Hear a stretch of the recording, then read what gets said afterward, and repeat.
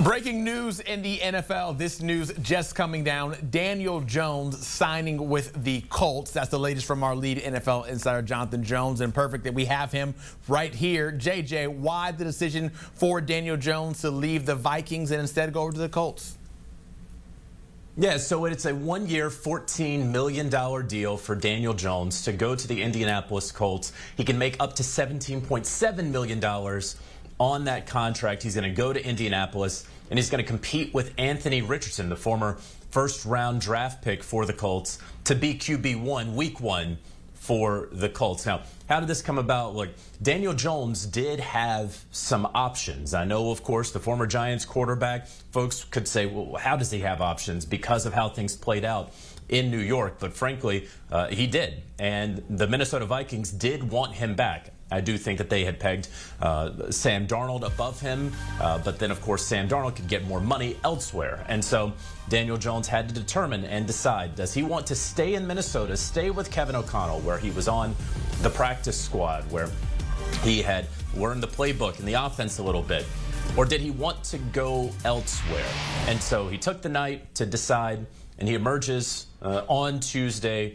Still, we haven't started free agency, right? But he decides that he wants to go to the Colts. And so, look, Anthony Richardson, who got benched last year, who has been up and down, and frankly, more down than up. I think a lot of people would think that Daniel Jones probably has the leg up on Anthony Richardson to be the starter. We heard from Chris Ballard at the NFL Scouting Combine, the GM of the Colts, who said this is going to be a legitimate competition, whomever we bring in. And so Daniel Jones choosing amongst the Colts, the Vikings, and the Browns, who probably didn't have the money to go get him, obviously choosing the Colts. And so now, what do the Vikings do? Well, they have J.J. McCarthy, whom they are hoping will be fully healthy, ready to go in 2025. But they do have to find another quarterback who is out there. And one quarterback who has not yet landed a spot, well, it's Aaron Rodgers. And so could he potentially complete the Brett Favre cycle, right? The Packers to the Jets to the Vikings. He has been a pivot option for the Vikings, but of course, Rodgers has some interest, some mutual interest with both the Vikings and the Steelers, the Giants and the Steelers. And so we'll see how this plays out. Yeah, you mentioned the Vikings, and they have been so busy in this portion of the offseason already. I'm going to look down to make sure I remember everyone. Signing Will Fries, plan to sign Javon Hargrave. Earlier today, they signed Jonathan Allen. They've been so busy just completely retooling and shaping that roster. Do you think they're done? And what can you tell us about the moves they've made? Yeah, so far the moves they made, getting Jonathan Allen at a 3-year, $60 million contract, so averaging $20 million per year. That's a fantastic deal for Jonathan Allen, the two-time Pro Bowl defensive tackle, who he was sort of the odd man out in Washington as they were going a little bit younger around there, right? They signed Daron Payne, they drafted Johnny Newton, and so they had a spot, and so Jonathan Allen gets released, and now he goes to Minnesota. That the Vikings are adding Javon Hargrave also indicates to me that the Vikings and general manager Kwesi Adofo-Mensah, well, he has cable and watched the Super Bowl and understands that you win in the trenches. And so not only did they add Will Fries at 5 years, $88 million at guard, they also got center Ryan Kelly at 2 years, $18 million. That's important because these two guys have worked together in Indianapolis, right beside one another. And so you get to have that continuity along your offensive line. Lastly, they added Isaiah Rodgers as well, the corner who played really well last season. And so that's been a really good free agency so far for the Minnesota Vikings. We see right there, of course, also signing Byron Murphy last night. Don't want to forget about him, naturally. And now they have to go out and find one more quarterback, right? And so, again, could that be an Aaron Rodgers? Could that be, a lower-tier veteran? It's going to be up to Rodgers. He's going to be the pivot point now as these dominoes fall. We saw it with Sam Darnold, and then it went into Justin Fields, and it went into Daniel Jones, and now you're kind of up to an Aaron Rodgers and a Russell Wilson as sort of the last men left standing to help these dominoes fall. We'll see which way the Vikings go at quarterback.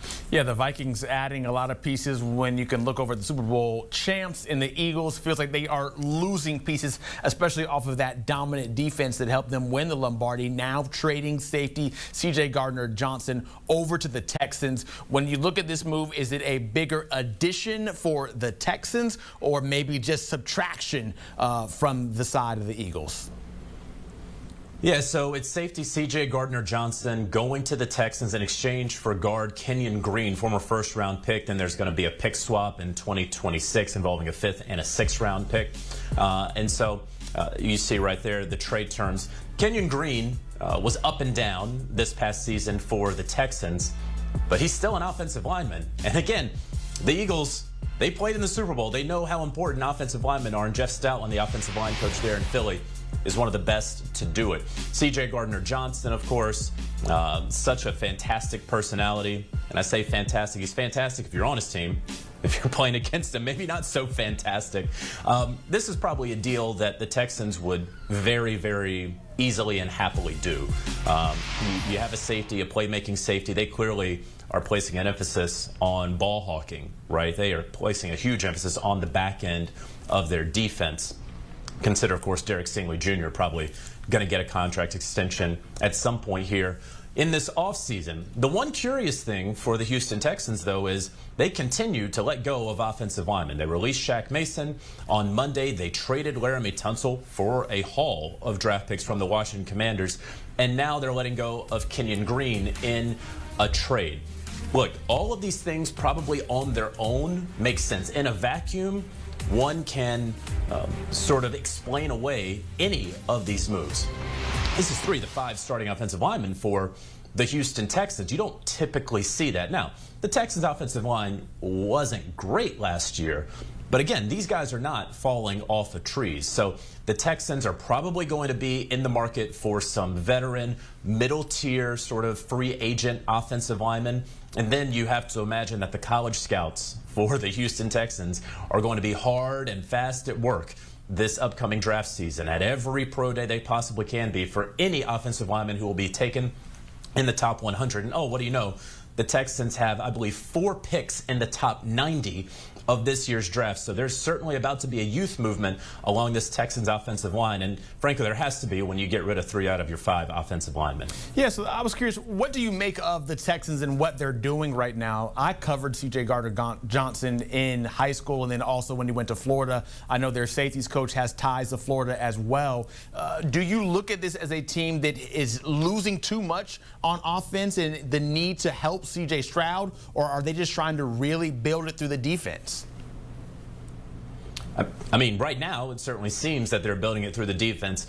I would caution anyone, and I have to say this and remind myself every free agency, they're not rolling the football out there tomorrow and playing, right? And so their offensive line that they have today is not going to be their offensive line in week 1. These are moves that they are making right now. They think that they are getting great value out of it. I think that yesterday's trade, you would argue they got great value out of the Laramie Tunsil trade. I think getting a player like CJ Gardner Johnson for an offensive lineman that you drafted in the first round a couple years ago who hasn't panned out for you. Now, he may go off to Philly and be this incredible reclamation project, similar to what Mekhi Becton was for them this past year. And we'll see what Mekhi Becton's market is, if he can ultimately make his way back to Philly or not. It seems like it's a little softer market than he may have been anticipating. So right now, it looks like the Houston Texans are going to go out there and play 7-on-7 football.